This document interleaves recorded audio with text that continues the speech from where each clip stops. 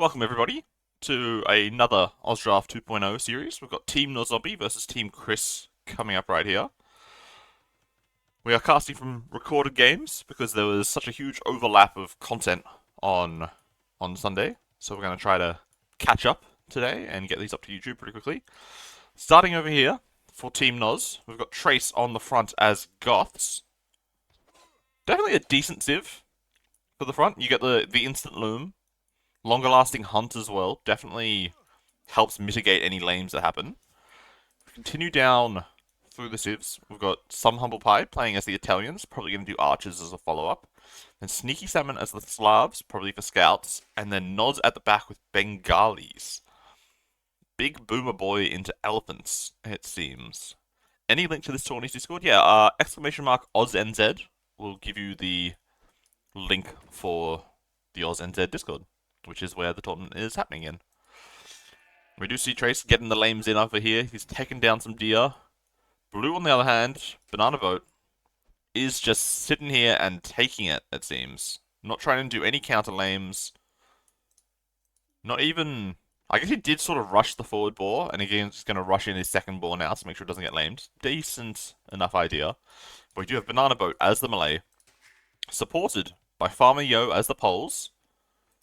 Then we have ChriSt as the Huns, and then Connie at the back as Burgundians. So you're using poles as an archer civ? I mean, I guess that works. It's definitely not what I would expect to see. And it looks like the trace laming is going to continue. Oops, we'll go back the other way. Going to get up this way and potentially lame the first pocket, or the second flank, depending on your point of view. Lame their deer, which is going to hinder the poles player a little bit if they try and do a baguette build, and then just their follow-up food eco in early feudal age, it seems. The Vills are sitting here, but he's not actually shooting yet. Come on, Trace. Yeah, there we are. Those lames are ongoing. Blue, meanwhile, is just... got no issues whatsoever, just chilling away, gathering his resources. Already stolen a bunch of sheep as well, so Trace is going to have food for days if they don't lame his deer. Goth's longer lasting deer patch, plus like 4 lamed sheep seems to be play. And oh boy, he's just going to continue back here. And ChriSt doesn't even have loom. These two villagers potentially get a boxing going, take down this lumberjack. Oh, perfect scout block right there. Trace, one of the higher picks for Team Nos. Oh, look at him go. Oh, that is brilliant. Oh, get... Yes, that was well done. That was well done indeed. Going to lose his scout in return, but taking away a Vill from the fast feudal scout player and just denying the woodline entirely. This is quite impactful. ChriSt, as the Huns, doesn't have a ton of wood in the bank, remember, so he can't actually afford his second building, and he wants to be thinking about going up to feudal age soon. But instead, he has to commit to an early loom just so that he can get back onto his woodline.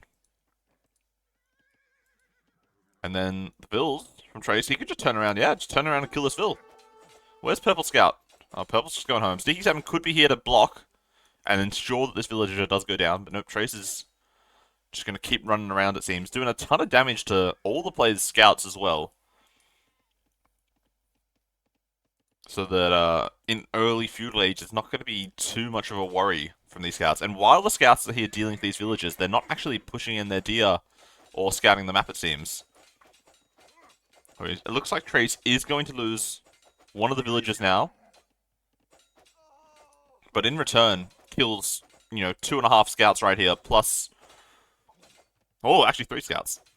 Grey is the only player with a scout remaining for Team ChriSt, whereas everybody except for Trace still has their scouts on Team Nos. So I would definitely say that this is a winning Dark Age so far for Trace.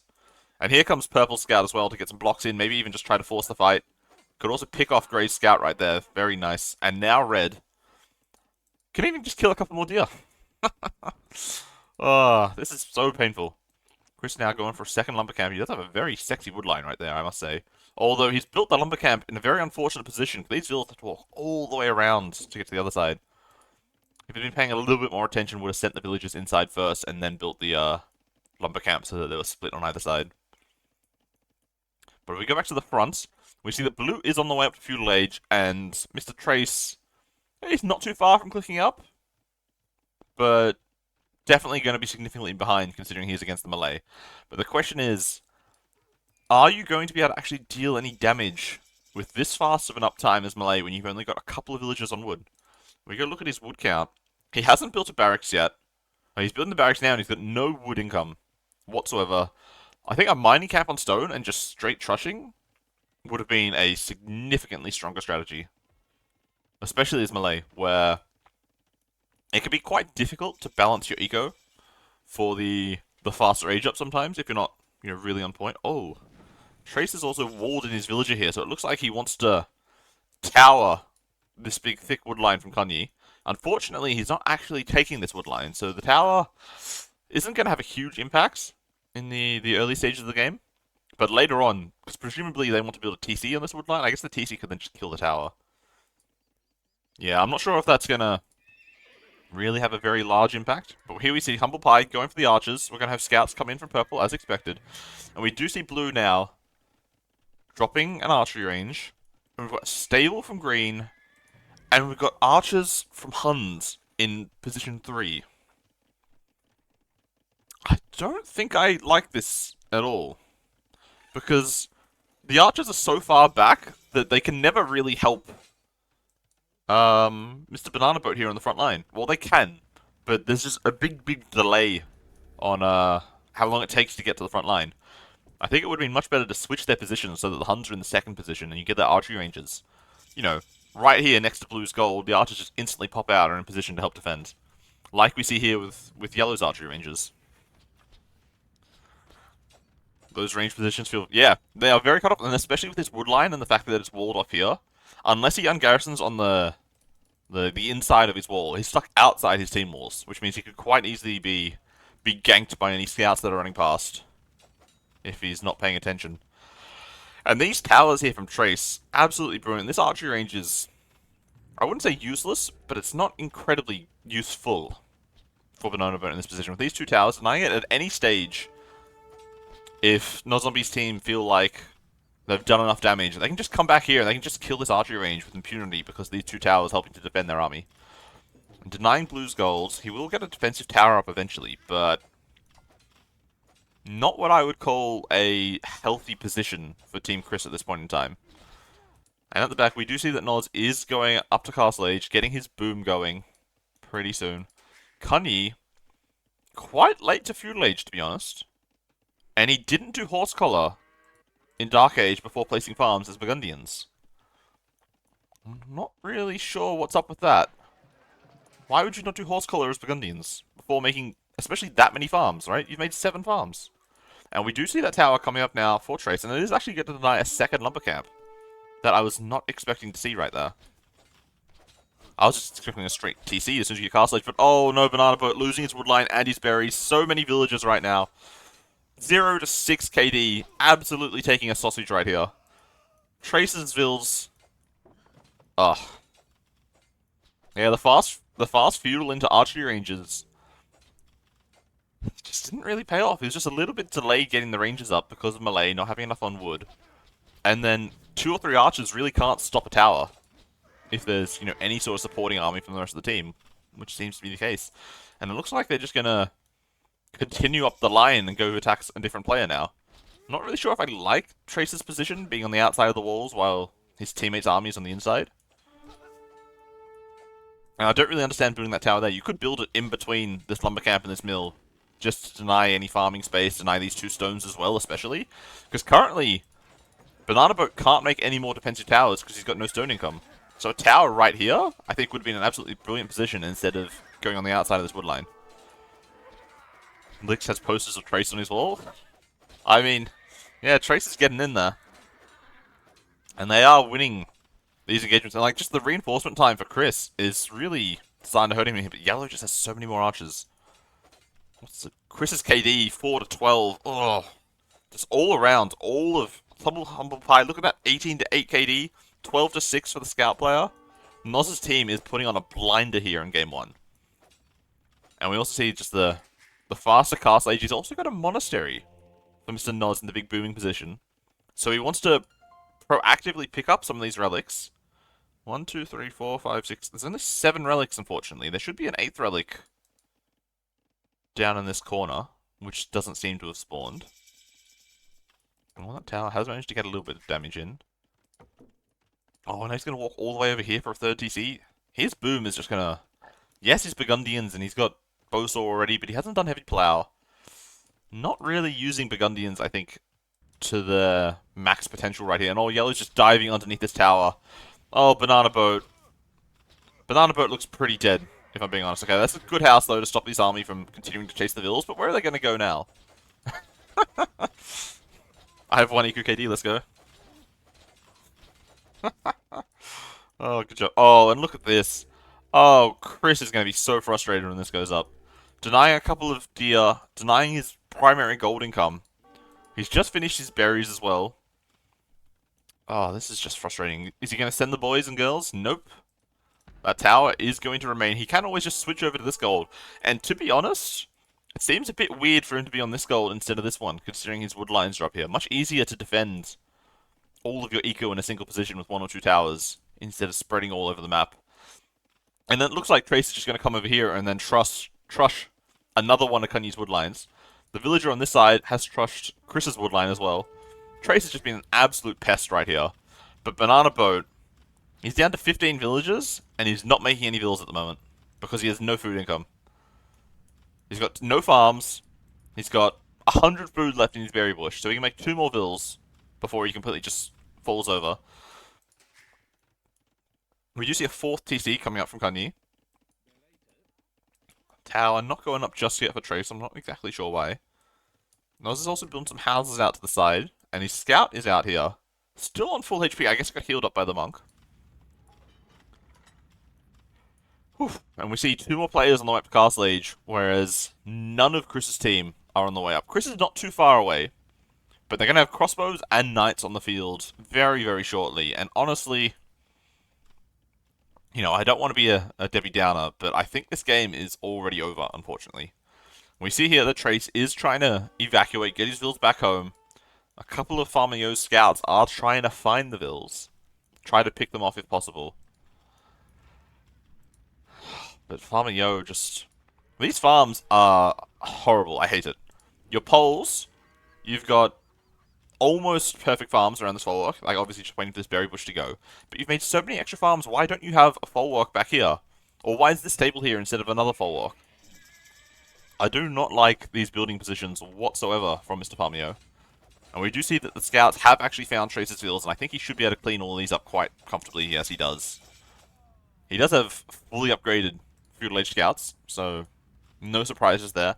And we see Noz doing the team thing. Even while he's 4TC booming, he's sending villagers forward to get stone walls up. And while that's going on, Humble Pie is walling on the other side. So Noz's team is massively ahead in the early game situation, and then once they get these walls up, they're going to be massively ahead for the late game as well. Banana Boat actually has a decent number of archers snuck away down here in the corner. Unfortunately, I have now been found, and there's a... Oh, these light cav, as soon as they get +2 armor, just can absolutely clean this. Even without +2 armor, I think we can just absolutely clean this up. And then allow Noz to finish off his walls. Oh boy, oh boy. Oh, there's still one villager here continuing to walk around Chris's lumber camps, continuing to build sneaky towers, being an absolute pain in the ass. Chris now is hitting Castle Age. He's only got 16 archers. Yellow also has 16 though, so he does equal on that stage. But Yellow's got 18 villager kills and Chris has only got 3 deaths. So TC coming up for purple. Yellow staying 1TC, getting ballistics early. Going to concentrate on army production for the time being. And then, oh, Farmer Yo's like, nope, I don't want to deal with this anymore. Let's just wall out my dead flank. But even like this fight, I think the light cav versus the scouts should be close to even. The extra damage from just having more units is going to be really good, but Farmer Yo still has not clicked up Castle Age. Being denied off his golden stone right here is going to delay that even more. He doesn't have a market that I can see, so he can't buy or sell. Just need a Rax now from Red with that Vill. Where'd the Vill go? Oh, the Vill's going north, it seems. Oh, and there's knights in here as well. Oh, Blue's losing even more villages. He's down to 9 vills. He started to build farms. But do you really want to build farms here? I feel like you need to build a mill back here and... Oh, but they're just like completely open on this side. And there's scouts and knights and everything raiding in from all angles. We do see Grey getting up some decent walls. He's building a siege workshop. Probably because he's worried about a crossbow push, it seems. Because he's nowhere near clicking him, so it's not like he needs the upbuildings just yet. See, a marker from ChriSt and a second TC. Green, still so far away from Castle Age. Purple's going to have a massive knight lead. And at any point in this game... Oh, Trace is now in Castle Age. How much stone does he have? Oh, he's only got 100.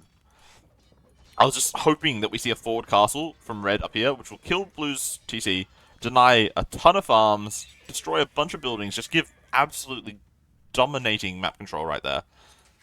We see Trace instead going for a 4 TC boom. Whew. This is an impressive game from Team Noz, and Noz is now on the way up to Imperial Age, getting Cav armor. We see Kanye clicking up as well, but is Burgundians going to be able to fight off the Bengali elephants?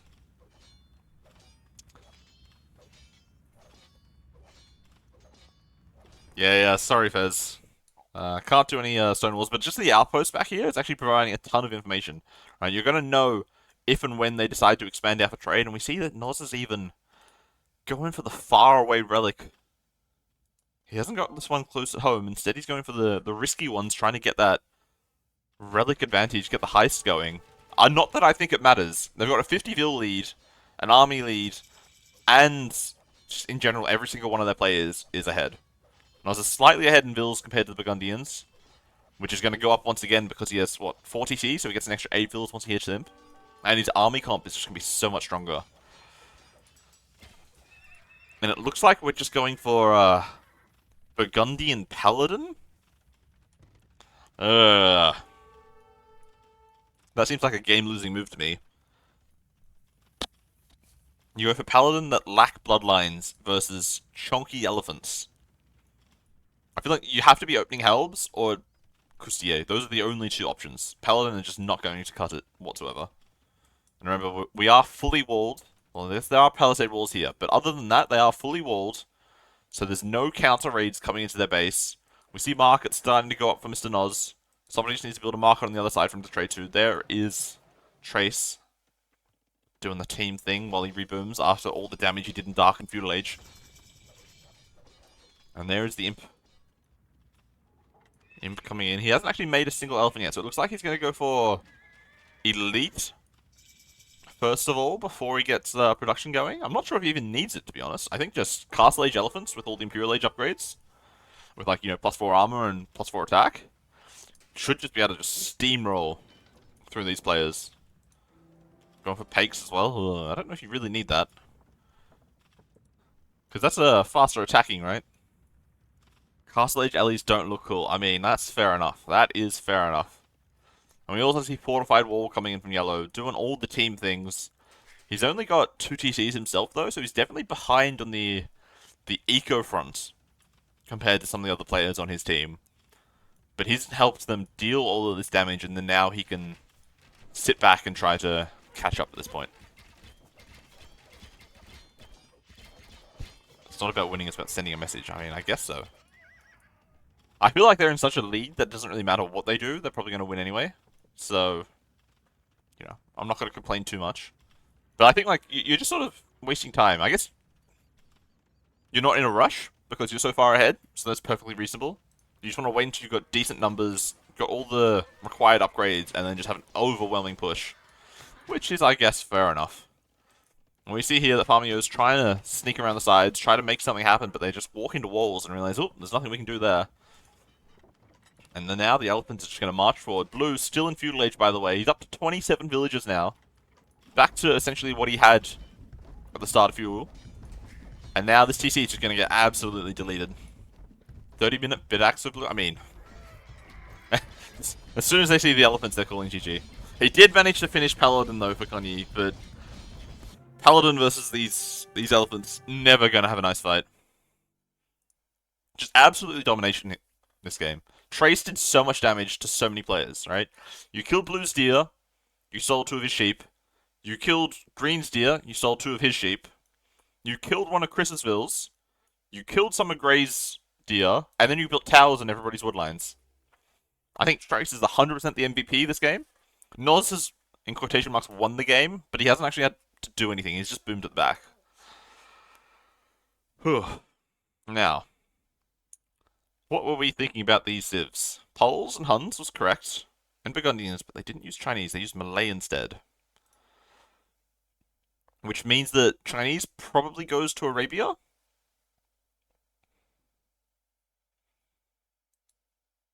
And then Vietnamese is the BF flank. What is the opposite of MVP? Least valuable player, I would guess. They didn't use Gajars, though. That's something that I thought would have been a really strong civ. They had Italians and Slavs. No Saracens. Goths. And then they had Bengalis as well. Okay, so I'm very incorrect on these civ predictions. And I didn't even... Oh, yeah, I can't do predictions in chat. Never mind, because it's a recorded game. That would be cheating. So what's the other flank going to be? Well, I guess Gajars has to be an Arabia pocket in that case. Gajars and Lithuanians. I don't hate that. Portuguese and Koreans, I don't mind that. And then I guess, do they play Bohemian flank? With, like, Saracen pocket?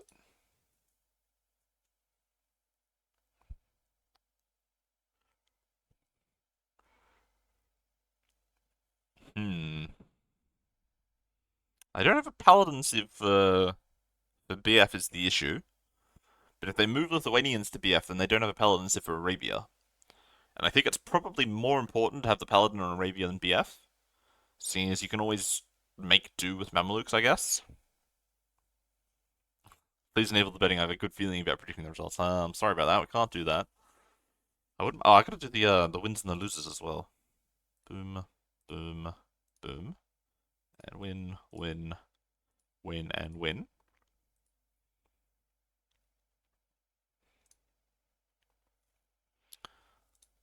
Maybe we'll do predictions for the next series, where we can guess how accurate I will be for the civs. You know, we'll say, am I going to get more than 20%, more than 40%, more than 60% correct, and then we can see how that goes.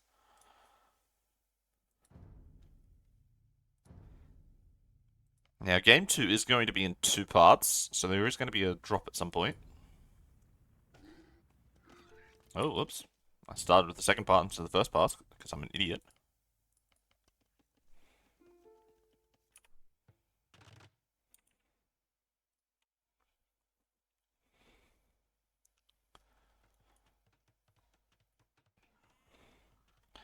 Okay, and then we jump into game number 2. Oh, I didn't even update the score in this. Oh, I'm completely all out of it. Playing things not live, I've lost all my mojo. And this map should have been a restart, because there's 1 pond for Team Noz, and 2 ponds for Team Chris, unless I'm absolutely blind. 1, 2, 3... I guess there's a very big pond, but you can't really use the middle of the pond, so arguably having smaller ponds are better. But nobody seems to have called the re. We're just going to be playing on this map. On the bottom side, we're going to have Humble Pie in the red as Bohemians, supported by Noz as the Saracen pocket. On the other side, Sneaky Salmon as the Celt pocket, behind Trace with the Byzantine flank. So we got all of these civs correct after the adjustment. For the other side, we have Banana Boat as the Turks, with Cunny behind that as the Bulgarians. Sorry, as the Persians. Then we have Chris as the Bulgarian pocket, and then Quiche as the Vietnamese flank. Vietnamese just seems like... Are you really going to pick that for BF? As like a relatively early pick? That seems sus to me. Very, very sus. I guess the Vietnamese are probably decent at using the pond. You know, you can then transition into elephants after you've done your archer opening. And we're going to see Chris hopefully making some very beautiful fish traps back here. And the question is, what sort of position is Sneaky Salmon's dock boom? Because he has a very big pond to use back there. Over on the other side, We're not really seeing any sort of heavy wall contesting. Grey's just gone forward and built this wall uncontested. What is Orange supposed to do here? Probably Feudal Rush would be my guess. And we see even the pocket is going for this wall. I don't like that. I don't really like having the pocket have to commit to doing Loom and then delay their, start as well as the flank, right? They're both committing to walls when Grey could have quite easily done both of these. But I would say that Orange probably should not have done Loom at all and just committed to do like a man-at-arm trush just to like push this wall back. Especially if you're against the Turks, right? You want to do everything possible to delay or deny a castle drop Jans or a fast imp shenanigans. So you try to be up super duper fast, like, 19 pop man and armor sort of thing. You bash through this wall, you try to get these walls as far forward as possible, and then just start to layer stone walls, so that if they go for a castle drop, they have to get through, this entire tunnel worth of stone walls before you're able to actually deal any significant damage. And we see that ChriSt is also having to go for walls in the middle, but in this case it's quite valuable because he secures so many ball for his team.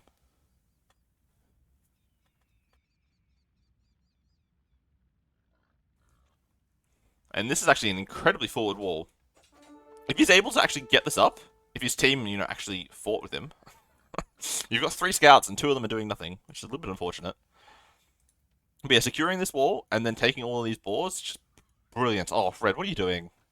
That is a horrible wall. Don't build that. Because if you build this wall, then Noz has to come up here and build this wall, and come up here and build this wall. And then, why is Orange building this wall? What the what? Just wall behind this? One person walls behind this instead of 3 people having to come wall everywhere else. I don't like this at all. Not a good play.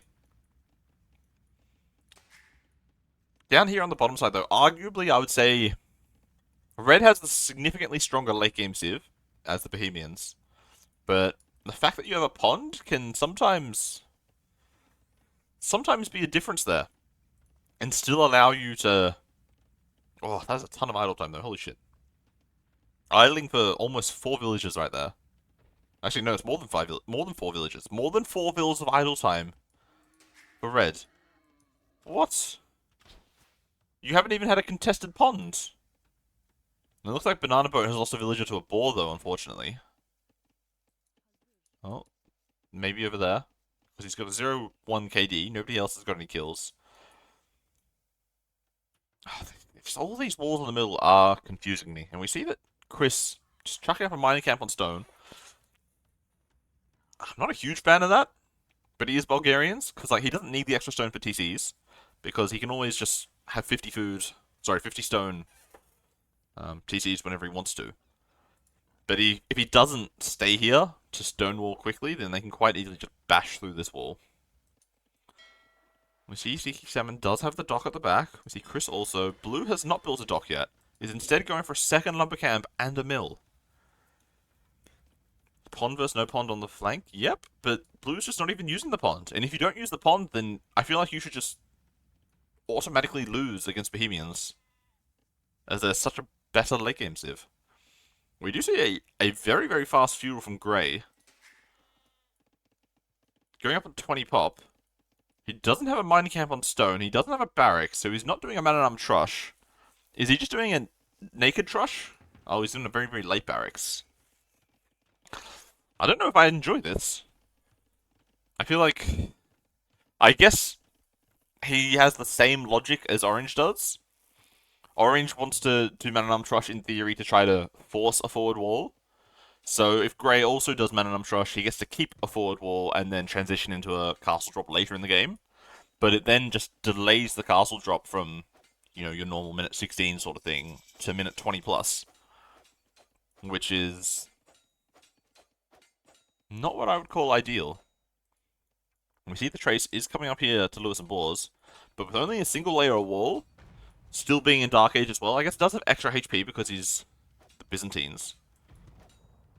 But, I guess in this case, having a single layer of walls down here is actually really useful. Because, Once Grey breaks in, they can't just waltz down into everybody else's base. What is 10 GMT in Melbourne time? 10 GMT is 8 PM. 10 plus 10 is 20, which is 8 PM. On the bottom side, it seems like we're just going to see slow castles from everybody. Because, Humble has still not clicked up yet.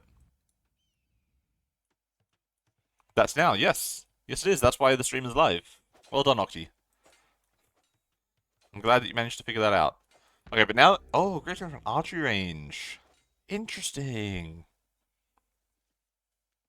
Hmm.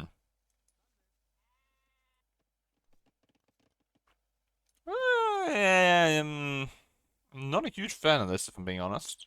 I guess the archers can come delay this, delay or deny the berries, but a tower could do that just the same.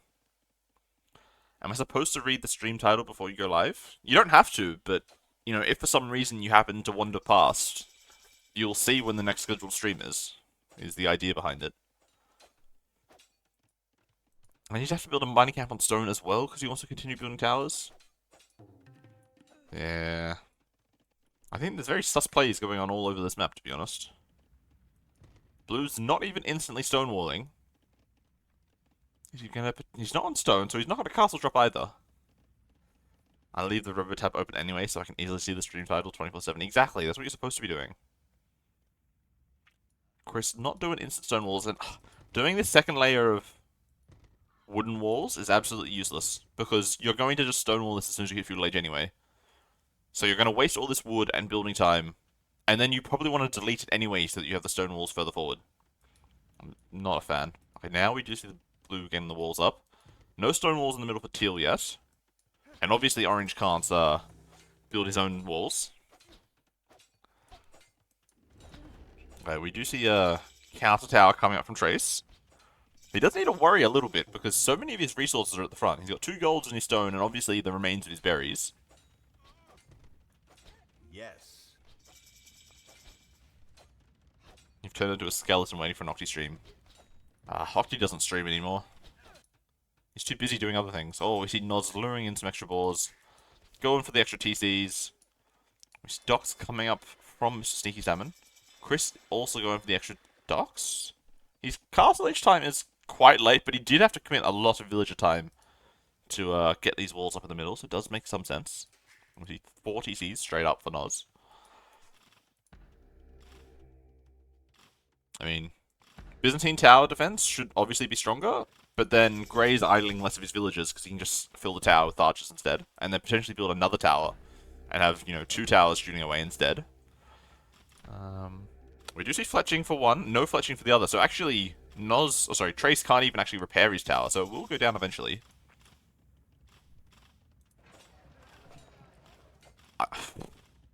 I very much dislike building a forward market like this. Unless you're deliberately trying to be BM, it's just so frustrating to have it here, because what happens if your opponent just destroys this at some point, and then you immediately want to buy some resources or sell some resources? You can't, because your market's dead, and maybe you didn't notice. And then maybe you don't, the market isn't destroyed, and then you start creating trade using the select all market hotkey, and then you start building trade carts in the middle of the enemy base, and they just get absolutely destroyed. And then potentially this is even the furthest away market. And then your trade carts are all running back here into the middle of Orange's base and just dying. Oh, Trace has just lost 2 villages? 3 villages? To a tower? That's just... Woof. Sus. He's going for another counter tower and a siege workshop. I don't think he needed this tower, to be honest. I think the Mangonel would have been just fine. I do not like these stone walls at all. Why are you not building at the front?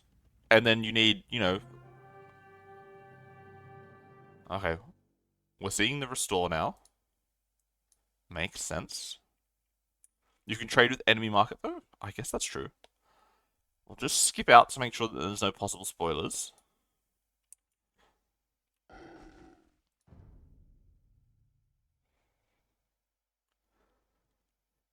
Oh, my D is frozen. That's not ideal. Turn to read, please. Part 2.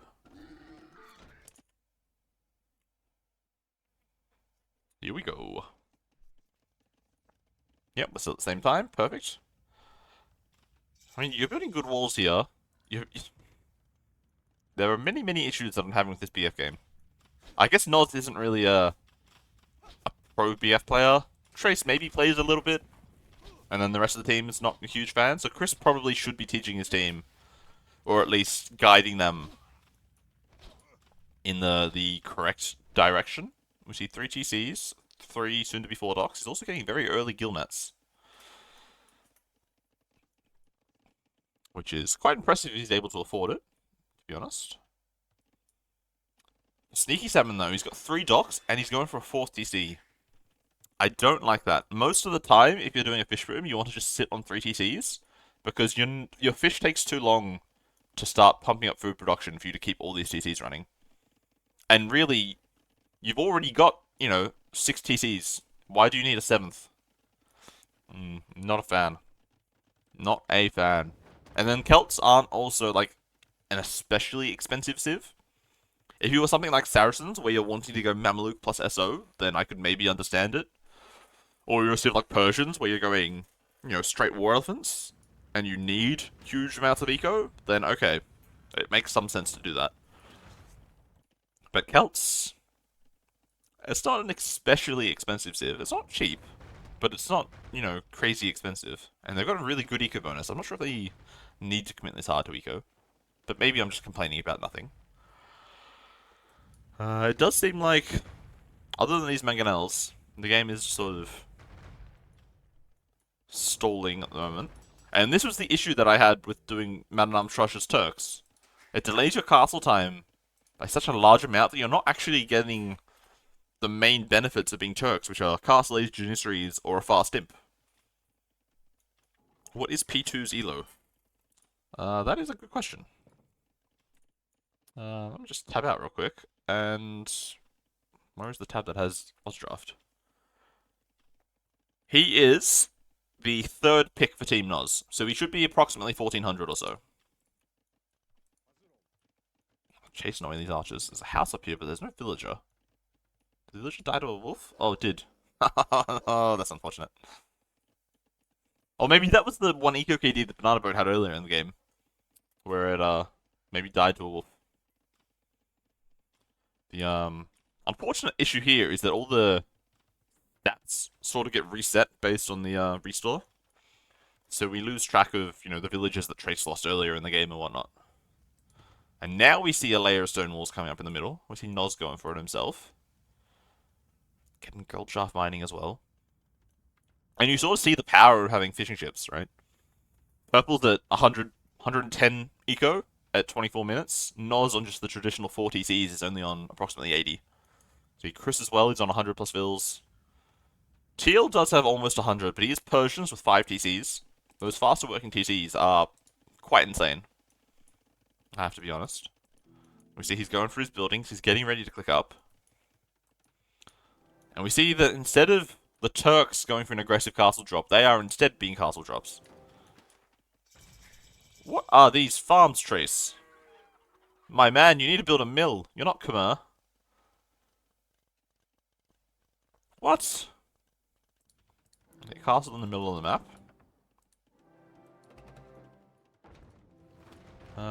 I guess... Okay, we are going to see a pseudo-fast imp, where you do Man-at-Arms Trush into the fast imp behind it, which is... I guess it is something. It does prevent any chance of being wrecked by any sort of other aggression, but a normal fast imp, your imp at minute 20, minute 21 is sort of where you want to be. Instead, we're looking at imp at minute, 28 almost. That's not a fast imp anymore. Like, you would expect the booming pocket to be imp at minute 28. Okay, we do see the farm now, though. So, like, by the time you hit imp and you start making bombard cannons, you would expect there to be, cavaliers on the field, or woad raiders, or helms, or, whatever the unit of choice is of the pockets on the other team. We see that... Oh, no. What is this?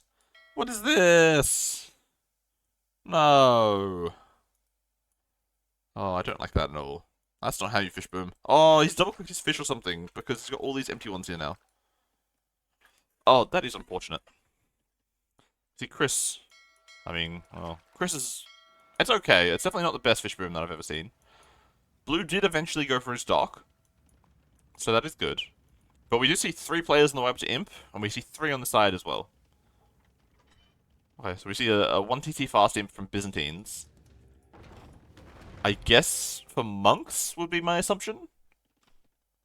I don't really see what other units is really able to make an Imperial Age. I guess maybe chemistry, bomber cannons, and monks to try to fight off the Turk bomber cannons.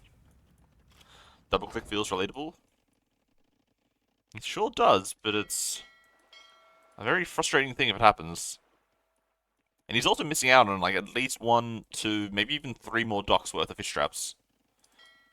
Stopping at 40 is, you know, it's a reasonable number, but I would tend to like to see more than that. We see on the top side though, ChriSt is swinging all the way around, so it looks like they're just going to leave Quiche here to go up to Imp and defend by himself while they push 3v2 on the top side. It looks like that's going to be the plan right now.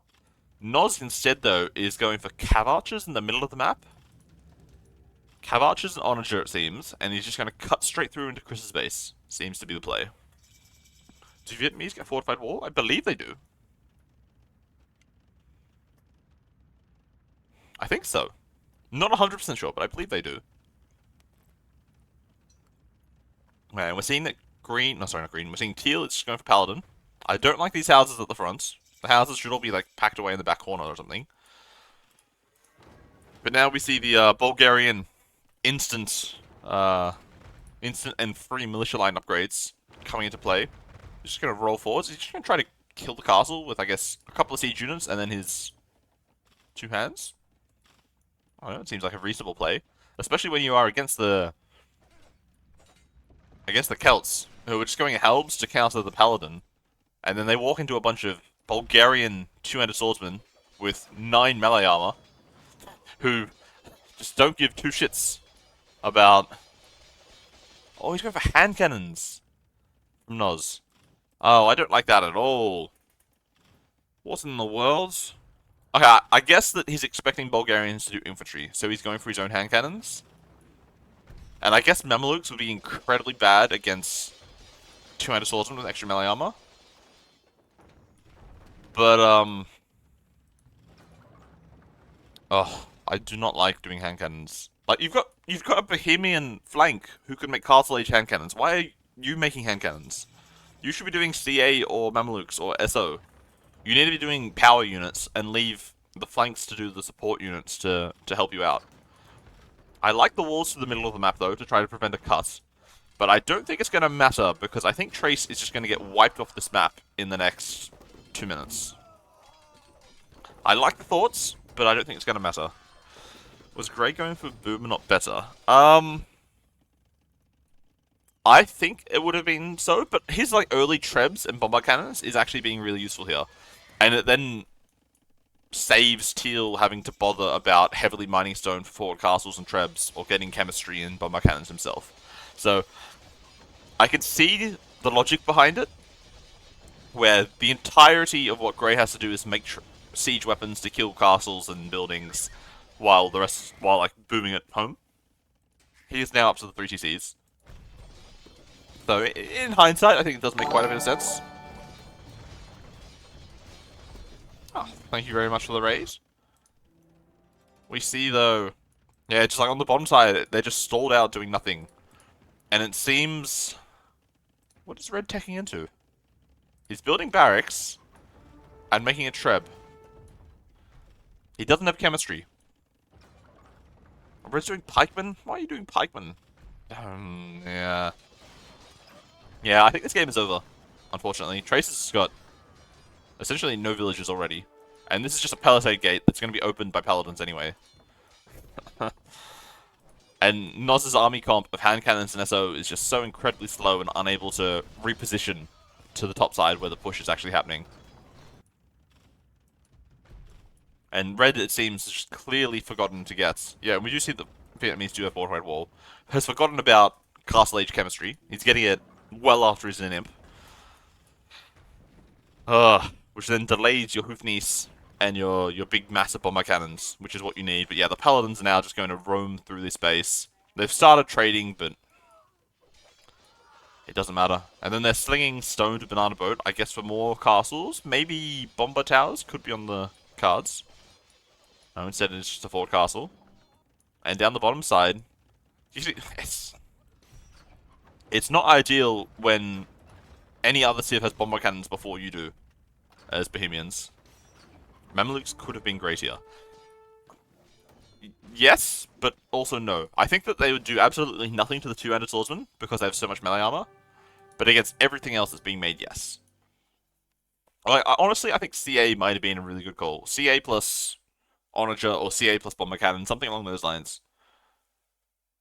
I guess the CA wouldn't be that great against Paladin, though.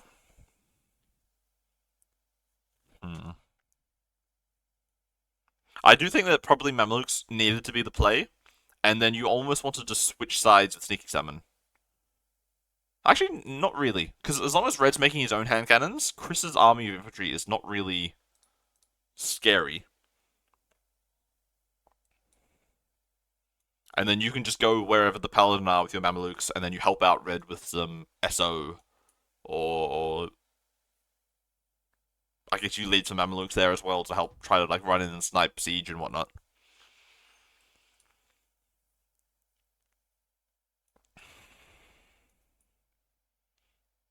Yeah, I think that I don't know, I don't really want to assign blame, as it were, but I think that the entirety of Noz's team, nobody really did the correct play.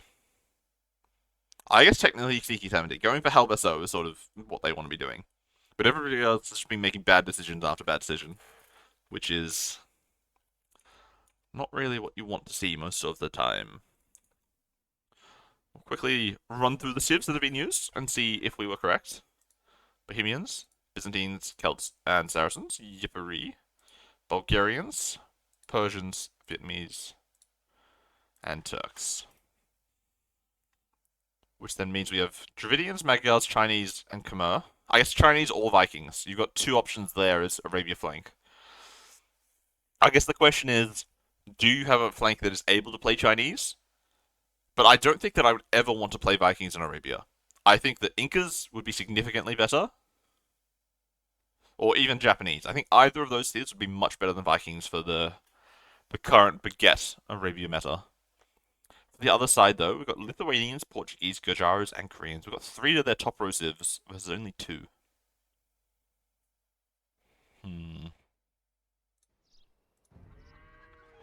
Honestly, I don't think the Vikings are good for 4 TC boom. No. They 5 TC boom on the flank.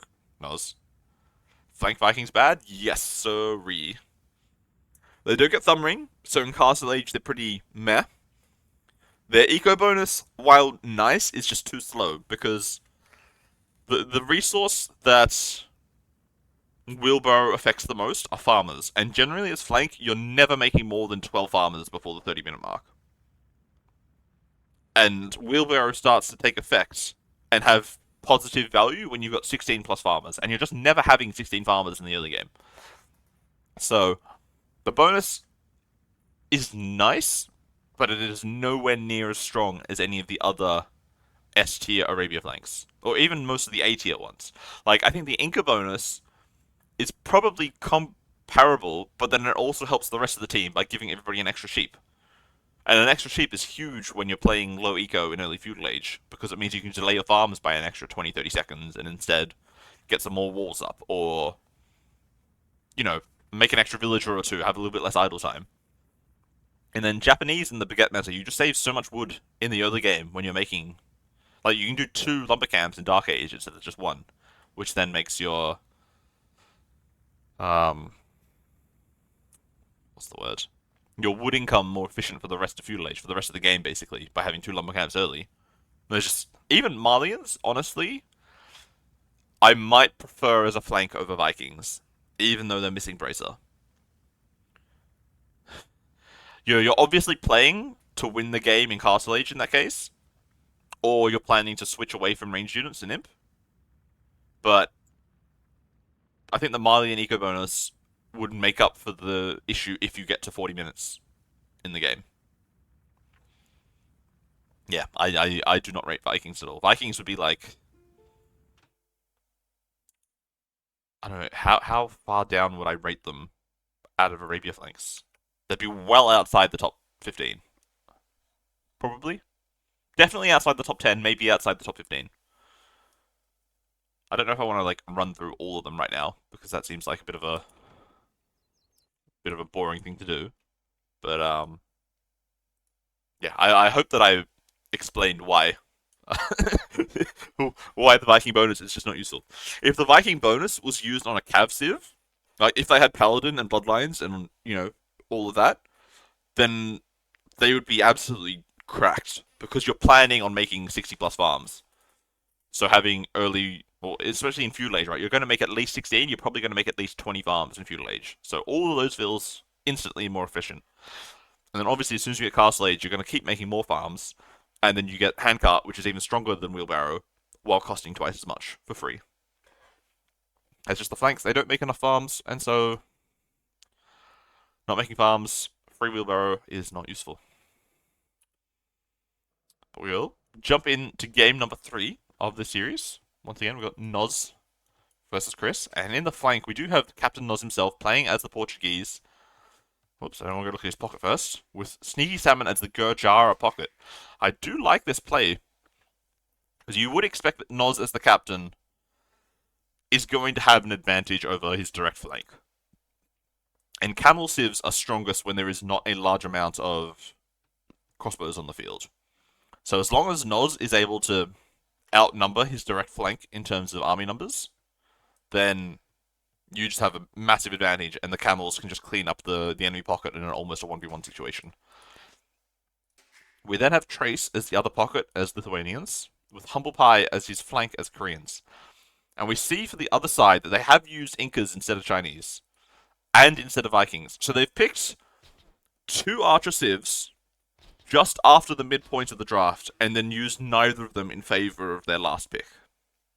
Which absolutely blows my mind. What were they thinking when they were drafting? Why would you waste 2 relatively decent picks on civs you're not going to use? But we do see Banana Boat here, playing as the Duridians. A really, really good Arabia flank. The 200 extra wooden feudal age makes life so much easier. His pocket, Farming Yo as the Khmer. Again, it's got a great farm bonus. Really lines up with the Scout and Tonight play that pockets do. We then have ChriSt as the Magyars, the Frank Light of the game. And then finally we have Kuni as the Incas. Playing, yeah, the Incas just such a better civ. The free llama for the whole team is huge. So much more impactful. And we do see Noz doing the correct play, going for mill first.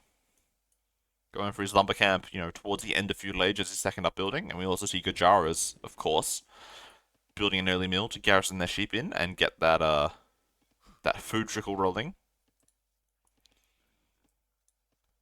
I think we're going to just fast forward a little bit because we're watching Iraq and we're able to do that. And really, with no one going for any lames, all that we can really talk about are maps and building placements. And we see that Noz does have a forward gold, almost a forward gold for Cunny as well, so we can say that they're both fairly equivalent. Back gold, backberries, backwood, backberries, and backwood and backberries on the side as well. I don't recognize a bunch of these names. Hey, Exorcist, how's it going? And they're all people from the Oz community. A bunch of them have joined the Discord specifically for this tournament. They've joined up.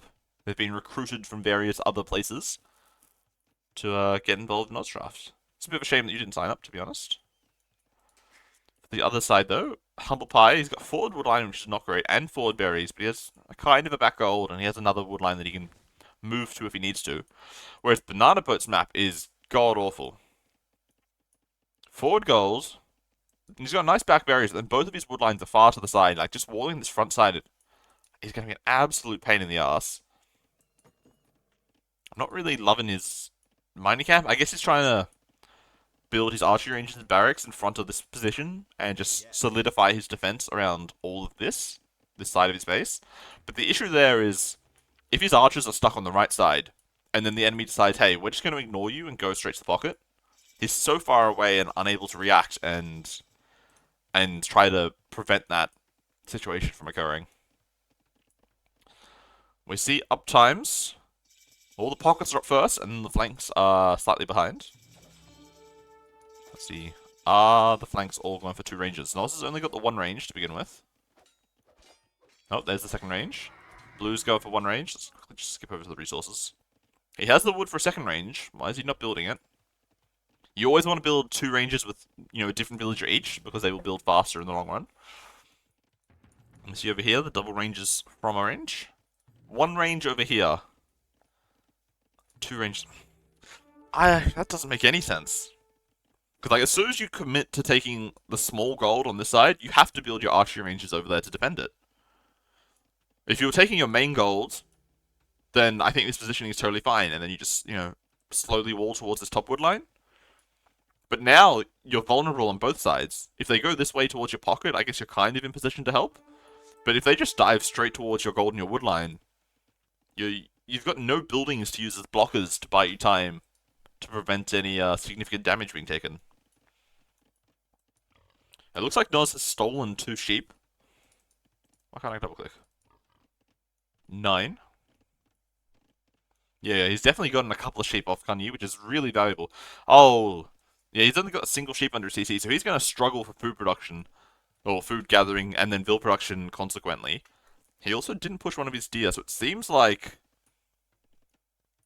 Kanyi's probably not going to get fletching for a long time. Oh, and the archery range is being... Oh, the blacksmith is denied!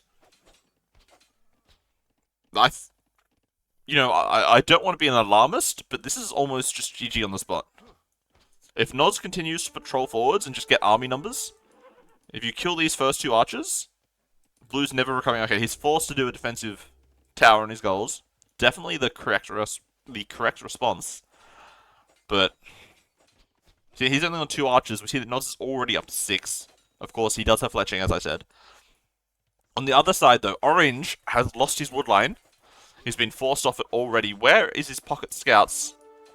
Oh, indeed. Trace is, instead of fighting with his flank, has sent his first few scouts straight to the enemy pocket, trying to be a nuisance and harass him. But at the cost of...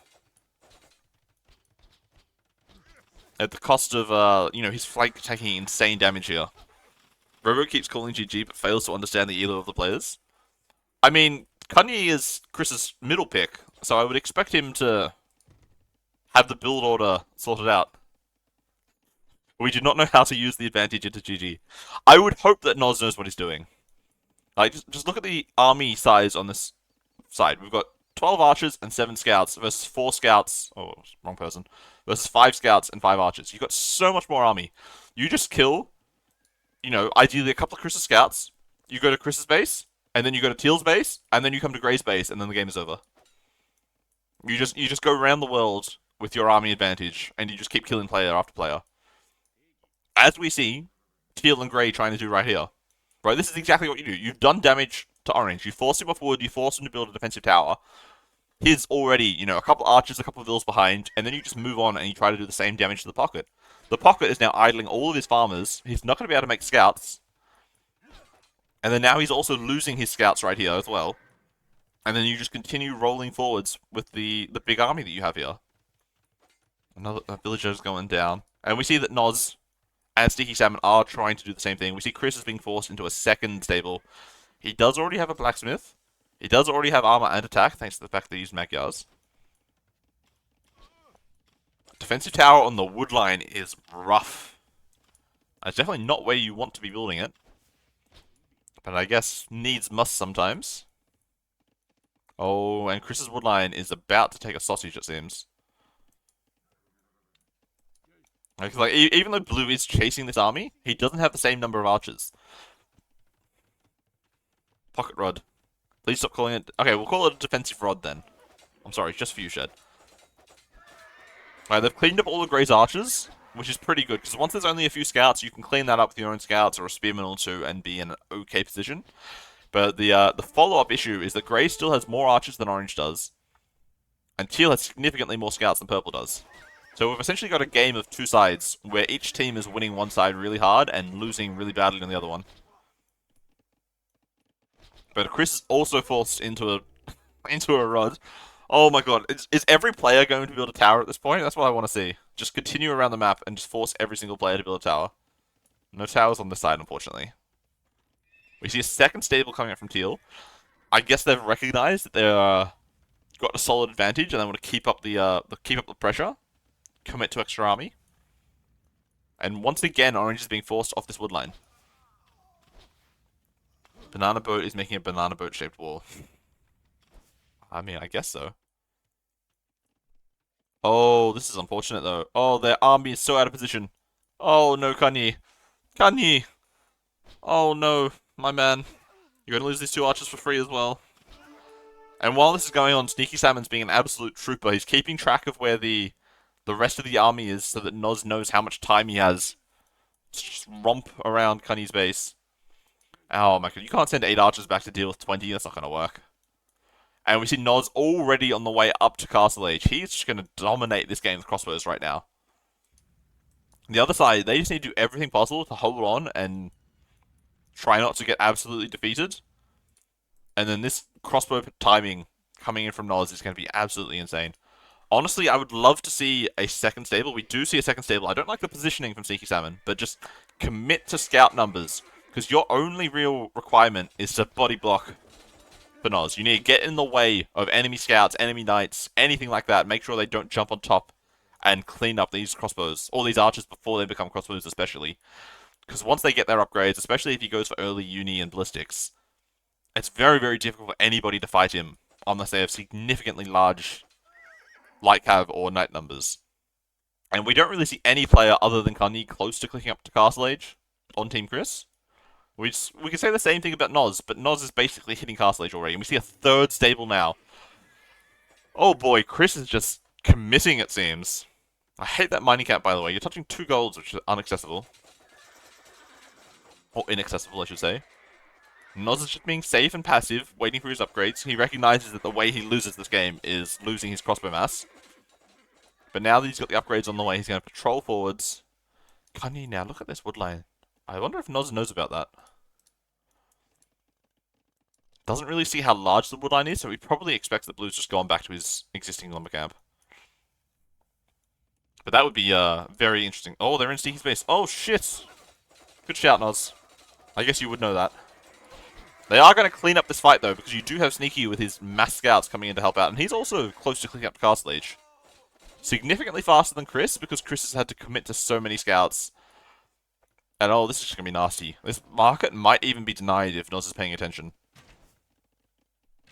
And he looks like, yeah, Chris is banking. Well, he's not banking that much gold. But yeah, trying to maybe buy a little bit of food, because he's got quite a bit of wood in the bank. Let's just go back to the Eco KDs and see how this is going. Eventually, Chris is going to have enough scouts to be able to take this fight. But by then, I think he's just going to have taken far too much damage. And Noz is just lovely, nice and circle-walled. He's got the ballistics is on the way. He's doing all the perfect things. Maybe P5 should hit P4, and P7 should just go home and defend. P5 should hit P4.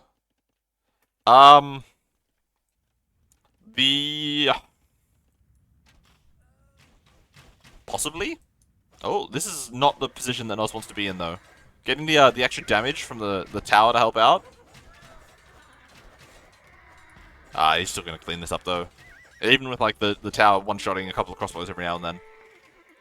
Yeah, he can even kill that farm as well for good measure if he wanted to, but I think that this is close to being a GG. Oh, look, you see the 3 players' armies now having to come back here to deal with Noz's crossbows, which then just releases the rest of Team Noz to sort themselves out and get into a healthy Castle Age position. Oh, Chris is losing so many vills. Chris must be tilted off the face of the earth right now. They're going to wrap around and clean him up now with all these scouts. But I think... Oh, no, and all these vills are going to die as well. Oh, no. Oh, poor Chris. And while this is going on, oh, purple's raiding teal. Oh, there's a hole behind this sable. Oh, no. And he's busy microing these scouts to try to kill the crossbows. But Chris is down to 32 vills. Teal's down to a similar number of vills. Extra TCs coming in for both Noz and Yellow. Blue's also going for TC, but honestly, I think you just need to commit to aggression and try to regain some sort of an eco lead. I mean, you are only 10 vills behind, but the majority of that is your premier player, your captain, Captain Chris. And then Noz is 100% untouched, with still a decent number of crossbows on the front lines. continuing to remass at home somewhere. He doesn't have actually that many. He's only on the 2 ranges still, which is honestly a little bit greedy. He could have committed to 3 ranges if he really wanted to really try to drive the spikes in. And purple just dealt so much damage there. 7 eco kills with these Lycav. Grey does have some nice walls. Decent number of archers coming forwards, but honestly, orange is not too far behind. Just a couple of cav units from purple will help him be able to defend from grey right now. And we see at the back here, Noz's army has been traded off here. He's got 12, 13 crossbows, so he's basically similar numbers to blue, but blue is losing villagers at the exact same time. Noz with the absolute hard carry KD, 25-0 bill kills. And then now we're just seeing shrimps. Yellow doesn't even need to make camels because ChriSt is so irrelevant in this game. He's not even going to be able to make knights to need camels, so shrimps just to clean up any crossbows and go raiding seems to be the play here, and it's a brilliant idea, I must say. We see purple, getting a raid in on grey as well. I don't know how these Lycav got in, but in they got somehow. And while this is going on, grey is dealing quite a bit of damage to orange, but honestly, orange is somewhat irrelevant at this stage. You can kill him as much as you like. You've lost just far too much on the other side of the map. Oh, and the uni is being denied as well. So at this point, Noz can just out-micro blue, even if they had similar crossbow numbers. And similar eco numbers, which they don't. And then the shrimps are just running into raid as well. Oh, this is just brutal. These two are stuck though. I think he probably should be trying to raid the other side a little bit. Try to give a bit of a helpful hand to Mr. Trace. Raid his opposition pocket a little bit. Or just keep diving ChriSt's eco, to be honest. Either of those would be more useful than continuing to attack purple. Attack blue, sorry. But it does look like they have defended orange's base somewhat successfully. He does have a lot of idle TC time, but he hasn't lost that many villagers, and he's still keeping up a fairly healthy number of crossbows. But here comes Teal, though. He does have a significant army advantage right here compared to purple. They just need to back up, I think, get back in range of this tower. And then maybe yellow can swing over some shrimps to help out. Going for a 4th TC, though. That's a little bit greedy in my mind. ChriSt now, he's got a I need to get my words right. He's got a very large number of scouts that are soon to become Lycav. So at this point, adding in some camels from Seeking Salmon could be a good idea. But at the same time, he can just commit to the raids if he really wanted to. We see a 3rd TC for purple. Only a 2nd TC now coming up for Farmio. He's committed to the army. Oh, and what happened to this fight? How did they... Oh, did they just sit underneath this guard tower? That's a silly idea. If he garrisons this guard tower early enough, orange, he has ballistics as well. Oh, the guard tower is going to deal so much damage. Oh, that is Titanic. You don't fight underneath guard towers. Fully upgraded guard towers with ballistics, they deal so much damage to units. And they also didn't have significantly large crossbow army. Oh, because like a bunch of the crossbows are still back here somewhere. That was an unfortunate engagement. That was really their only advantage that ChriSt's team had going into this, was the fact that grey and teal were well ahead of orange and purple. But at this point, purple's got a big lead. Orange has a, close to equal crossbows. The damn Korean rods. Yeah, it's definitely one of the strongest rods in the game. And we see that they're just continuing to roam around ChriSt's base, denying his gold, so he can't make knights. He's stuck making Magyar Lycav. He does have +2 armor, though. Over on the other side, shrimps, they just continue to dive into blue's economy. He's 0-20 on the Vil KD. I'm not sure what he's looking at, to be honest, because he doesn't have army anywhere else on the map. Cunny seems to be a little bit, not paying attention to his base right now. See, Noz, I think ChriSt could probably take this fight if he really wanted to commit to it. But I guess, yeah, waiting for Cunny to get involved as well is definitely a reasonable idea. But I feel like Noz's eco is just such a solid position that he can just stop making villas at any moment and be close to clicking imp pretty quickly behind that.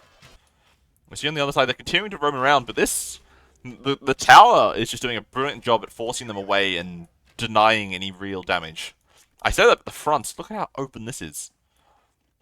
I say Humble should probably consider a defensive tower on this wood line as well, just to make sure that a sneak attack doesn't come on that side. But now they're starting to go around the world, trying to see what other damage they can hit. The crossbows can easily range this gold from purple, who is on 40 Cs by the way. But yeah, the Vil lead is starting to get quite insane this game. The meta will become to draft civs around the power of their rotting. Oh yes. Sicilian flank is finally going to shine. And the question is like, how much is Kanyu microing to take out the camels? I mean, I guess it doesn't really matter, there's not too many of them. But yeah, just... Oh, and Noz is on the way up to him. Good morning, how's it going, my man? Yeah, and Yellow's close to cooking up as well, just needs the buildings. We do see that the Around the World is being a little bit of a pain to trace, but once again, Yellow can quite easily just send a couple of units over here to help out if he needs to. Teal doesn't have big army anymore, I'm not sure what's happened to it. I guess he's over here picking up reinforcements, which is somewhat useful. And they're also walking into a TC, or walking past a TC, I should say. Oh boy, and we've got forward vills coming. We've only got 4 of them. How far? Is not close to a castle? He is. A 4-vill castle drop. On this hill securing a gold and a stone. Seems pretty strong. Seems very risky though. Only sending 4 villies. Oh nope, there's more vills. That's good. That's what we want to see. And then this fight here in the middle, they decide, nope, we've done our bit of damage. We're going to continue to back off. Which is not really the correct play, in my opinion. They need to keep dealing as much damage as possible because they are so far out. Oh my lord, that is a defensive castle. I thought it would have been on the hill next to the houses. But yeah, preserving army is what you do when you're ahead, and you want to, you know, keep your advantage without taking any unnecessary risks. When you're this far behind as a team, you need to be taking risks and trying to kill vills. You need to kill as many vills as possible so that, you know, the eco lead doesn't get to 100 vills, which we're fast approaching, especially once blue loses his base right now. Alright, we do see big crossbow numbers coming forwards. Grey's close to going imp, which is pretty nice. He's got solid crossbow numbers, by the way. 50 crossbows coming forwards. Orange has 40, but they're sort of spread all over the map. I think as soon as Noz hits imp, yeah, and starts getting his upgrades, I think Yellow should just full swing to this side and help clean up this army. I guess the other option would be to go full raiding with elite shrimps. And just keep diving into people's ecos, trying to kill as many vills as possible. And you see, like, they've got this really scary army here, but they're not really doing much with it. We're seeing the second rod. Double. Oh, and they're calling the GG as soon as Seeky Salmon hits Imp. Yeah, the writing is on the wall at this point. You have 2 players in Imp. You have Grey, who was on the way up as well, but that was it. Neither of the pockets were particularly healthy. Only 55 and 77 vills versus 110 and 110. Really well played that game. Noz just essentially hard carrying his side. As soon as you get that small advantage from denying the blacksmith and the fletching, and killing the first, you know, couple of archers, you then just need to roll on. You need to cause as much damage as possible. You can't just sit there and say, okay, I'm ahead of my guy, let's keep going and we'll wait until Imperial Age and win the game. You need to go pressure the other side of his base. Go pressure the pocket. If possible, you try to hit the other pocket as well. And get as much eco damage, eco harassment, force up these defensive towers, delay their castle time, delay their extra TCs. Everything you can possibly do to maximize that advantage for the entirety of the team instead of just your single matchup having a small advantage on that one side.